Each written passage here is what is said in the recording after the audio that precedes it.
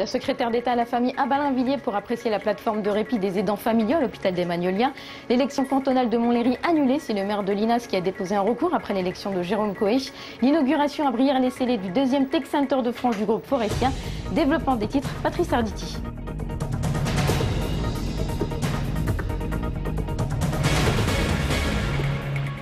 Bonsoir, il va sans doute faire appel. Je veux parler de Jérôme Coëch qui avait remporté la cantonale de Montlhéry. Le maire de Linas, François Pelletan, avait déposé un recours. Il avait été battu de 571 voix, ce qui représentait 6% d'avance pour celui qui était également le patron des pompiers en Essonne. C'est la journée mondiale des aidants. À cette occasion, Claude Greff, la secrétaire d'État en charge de la famille, s'était déplacée ce matin à l'hôpital gériatrique des Magnolias, établissement spécialisé dans la maladie d'Alzheimer. C'est à Ballainvilliers pour visiter la fameuse plateforme de répit des aidants familiaux. Audrey Coll. Beaucoup d'aidants familiaux étaient venus accueillir Claude Greff, secrétaire d'État chargé de la famille. Les aidants sont l'entourage familial d'un patient atteint de la maladie d'Alzheimer. À l'hôpital gériatrique des Magnolias, on a compris l'importance de leur rôle et créé une plateforme de répit pour les soulager. Il me semblait important d'aller dans un établissement où justement les aidants ont toute leur place puisqu'ils sont associés à un centre hospitalier et il y a autour de ce centre tout un environnement médico-social où les aidants ont toute leur part. Les aidants peuvent donc être aidés dans leur quotidien grâce à des accueils de jour, des accueils de nuit, des cafés mémoire, des hébergements temporaires et des aides psychologiques. Tout un réseau pour offrir du temps libéré à l'aidant et un peu de répit dans un combat qui occupe souvent des personnes âgées toute la journée. C'est les aidants qui ont à peu près lâché les malades à 80% et que les aider c'est tout naturel parce que sinon ils restent seuls dans leur coin, ils se perdent et puis ils deviennent très rapidement plus malades que le malade qu'ils soignaient. C'est en l'honneur de la Journée mondiale des aidants que Claude Greff est venu visiter les Magnolias, une structure d'accueil définitivement tournée vers l'aide aux aidants.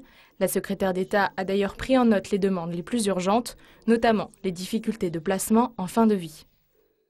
Le lancement de la campagne Octobre Rose, la mobilisation en faveur du dépistage organisé du cancer du sein, les chiffres sont formels. De moins en moins de femmes semblent respecter cette prévention. Ce sont surtout les 50-74 ans qui sont censés se rendre à ces examens, mais lorsqu'on les interroge, on a la surprise de ne rencontrer que des personnes très concernées. Oui. Dès que je reçois, tous les 2 ans, je reçois et je fais systématiquement. On m'envoie le papier tous les 2 ans et je la fais tous les 2 ans. D'ailleurs, j'ai été opérée déjà. Non, c'est très sérieux. Et on avait dit qu'au-delà de 80 ans, il ne fallait pas faire de mammographie. C'est faux. Je connais des dames qui, passent à 80 ans, ont eu des cancers du sein. Je me fais suivre parce que j'ai déjà eu des kystes qui m'ont été ponctionnés. Et je conseille à toutes les personnes de mon âge de faire la même chose. Non, je devrais, je le fais pas. Honnêtement, j'ai vu plein de personnes qui sont mortes du jour au lendemain comme ça, parce qu'ils ne le faisaient pas. Comme j'ai eu ma fille qui a eu un cancer du sein, alors je le fais tous les ans, hein. C'est obligatoire. Hein. Tous les ans. Ça fait pas mal, hein. C'est juste une radio à passer, et voilà. Ah oui, parce que moi j'ai un cancer du sein. Moi ça s'est bien passé parce que ça a été dépisté tout de suite.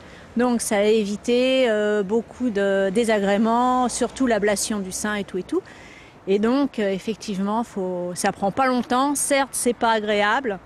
Mais voilà quoi. Plusieurs retraités essonniens participaient aujourd'hui à la manifestation à Paris pour demander une revalorisation de leur pension. Les syndicats mettent notamment l'accent sur la fragilité des femmes et sur le risque de voir les mutuelles santé augmenter. Christophe Garnier et Julien Gineste.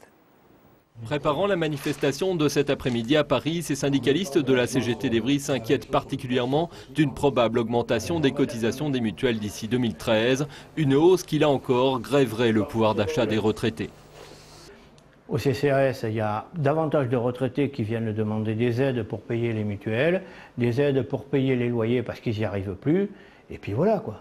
Les retraités actuellement sont dans une misère, c'est la misère pour les retraités. Ce matin, ces salariés de la SNECMA se disaient solidaires de leurs homologues dans des entreprises plus petites. Fatigués d'être trop souvent à leur goût qualifiés de privilégiés, ils demandaient une revalorisation de l'ensemble des pensions. Les gens n'ont plus le choix de se soigner. Alors il faut arrêter de faire haro sans arrêt sur les pensions, les retraités qui sont des nantis. C'est faux, c'est complètement faux, les chiffres sont là pour le prouver. Ce matin, la CGT d'Evry reprochait surtout au gouvernement actuel de ne pas avoir mené le projet de réforme des retraites jusqu'au bout, de ne pas avoir totalement bouclé son financement et d'obliger les gouvernants d'après 2012 à renégocier dès 2013 et à remettre à plat tout le système de la sécurité sociale. Et puis une manifestation des salariés d'Elio Corbeil ce matin devant le tribunal de commerce de Meaux qui vient de mettre leur usine en liquidation judiciaire. Les juges ont accordé jusqu'au 26 octobre aux salariés pour monter le projet de société coopérative comme ils le souhaitent. Le directeur de l'usine avoue ne pas être opposé au projet en question. Les syndicats, eux, espèrent que Jean-Pierre Bechter, le maire de Corbeil, usera de son influence, évidemment pour faire pression sur Circle Printers, la maison mère, afin de sauver tous ses emplois industriels. On dit, Monsieur Bechter, en tant que politique et en tant qu'administrateur de la Socpresse, qui reste un de nos clients, on dit vous ne pouvez pas vous désintéresser de la situation, vous avez quand même une responsabilité vis-à-vis des emplois français, parce qu'il faut bien comprendre que la Socpresse peut faire le choix de continuer à donner du travail à Circle Printers sur les autres unités européennes, or qu'en fait, ils auront laissé une terre brûlée en France. Je trouve, loin d'être idiot, le projet de Scope, même si je n'y adhère pas, vu les diverses chances d'opinion qu'on peut avoir entre le syndicat et moi, mais si ça peut permettre de sauver des emplois pour certaines personnes, pourquoi pas ? Le sud du département accueille depuis aujourd'hui le deuxième Tech Center de France du groupe Forestia, inauguré ce matin en présence des élus de l'Essonne. Le site sera dédié à la recherche et au développement des sièges automobiles pour les grands constructeurs. Claire Colombel. Forestia, leader mondial dans la création et fabrication de sièges auto, est implanté depuis plus de 50 ans dans la zone industrielle de Brière-les-Célés à Étampes. Avant, une usine produisait ces équipements, mais aujourd'hui, le site se développe et devient le deuxième Tech Center en France et le 5e dans le monde. Aujourd'hui, nous inaugurons 4 zones. Ce que nous appelons le Tech Forum, qui est l'endroit où nous recevons les clients, où nous mettons en valeur nos produits. Nous inaugurons le plateau d'innovation qui développe les concepts de sièges de demain. Nous inaugurons l'école du siège. L'école du siège, c'est l'endroit où l'ensemble des savoir-faire sont capitalisés et que nous sommes capables de former les ingénieurs du monde entier qui viennent apprendre à faire un siège ici. Et puis enfin, nous inaugurons le Fremtech, qui est un centre unique mondial où nous regroupons tous les savoir-faire de structure de siège avant dans un siège en dessous la mousse que vous voyez, le tissu que vous voyez lorsque vous asseyez. Pour créer l'actuel site, la société a investi près de 5 millions d'euros sur 2 ans et emploie plus de 900 personnes. Forcément, l'implantation dans l'Urepoix de ce leader automobile est un avantage pour le Sud-Essonne. C'est historique. Nous sommes liés à la ville d'Étampes, les Tampois avec Forestia depuis maintenant 55 ans, un peu plus de 55 ans. Et puis c'est un magnifique événement que de voir Forestia innover sur le site de l'Étampois, et en particulier dans la recherche et les nouvelles technologies. Voilà, donc c'est un magnifique événement qu'on partage sans modération aujourd'hui.